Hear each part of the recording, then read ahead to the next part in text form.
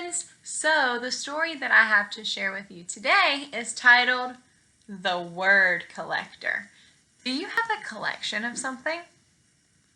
What's something that you collect? My mom collects salt and pepper shakers from different places around the world.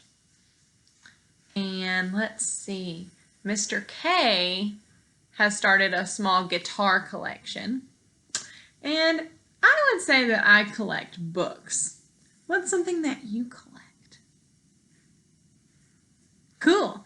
All right, friends, so let's read about someone who collects words. And The Word Collector was written by Peter Reynolds. Peter Reynolds is the same person who wrote The Dot. And thanks to Peter Reynolds for giving us permission to read this story. Collectors collect things. Some people collect stamps. Some people collect coins. Others collect rocks. Some collect art. Some collect bugs. Others collect baseball cards. Some people collect comic books. And Jerome, what did he collect? Jerome collected words. What? Can you collect words? So this word says wonder. He collected words he heard. My trip to Peru was perfectly pleasant. Certain words caught his attention. He collected words he saw, like willow. Certain words just jumped out at him. He collected words he read, like emerald. Certain words just popped off the page. Short and sweet words like spark, bloom, drift, and dream. 2-syllable treats. Remember syllables? We count how many times our chin drops, right? Let's count. Treasure. Motif. Whisper. Candid. Hover. Glimmer.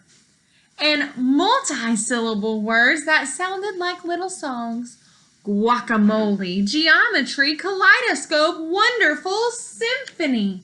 These are all really cool words, aren't they? So he is collecting them. He is storing them all in his mind.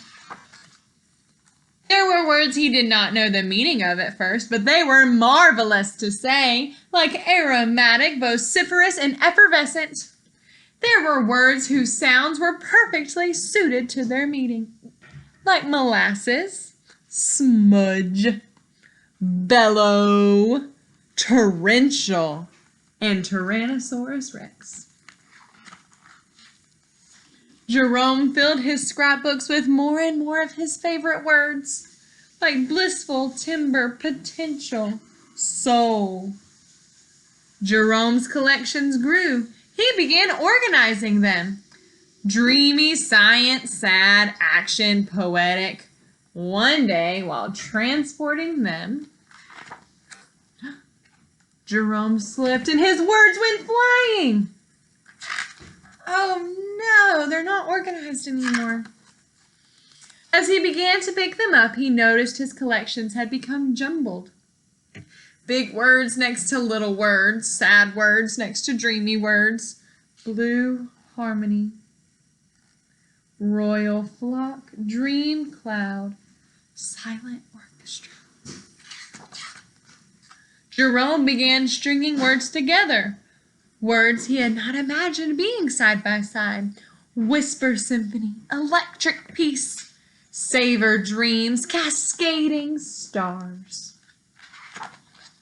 He used his words to write poems. He used his poems to make songs. They moved and they delighted. Some of his simplest words were his most powerful. I understand. I'm sorry. Thank you. You matter. Jerome eagerly, that means really excitedly, collected more and more of his favorite words. The more words he knew, the more clearly he could share with the world what he was thinking, feeling and dreaming. One breezy afternoon, Jerome climbed the highest hill, pulling his wagon packed with his word collection. He smiled as he emptied his collection of words into the wind. He saw children in the valley below scurrying about collecting words from the breeze. Jerome had no words for how happy that made him. But there's a quote at the end. Reach for your own words. Tell the world who you are and how you will make it better. Peter Hamilton Reynolds. The end. So in school, we talked a lot about new words that we could learn.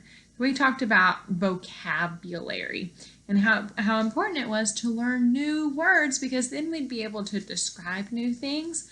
We'd be able to tell about how we're feeling. We'd be able to tell about who we are and explain things.